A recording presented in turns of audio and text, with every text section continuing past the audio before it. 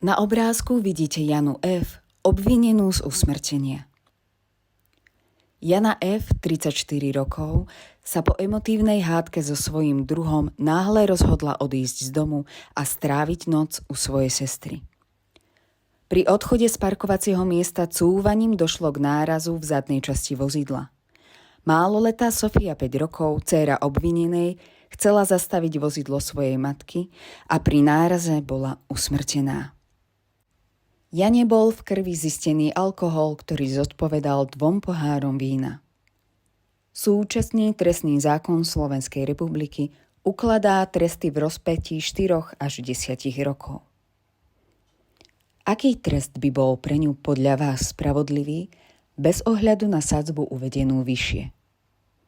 Svoju odpoveď prosím, zdôvodnite.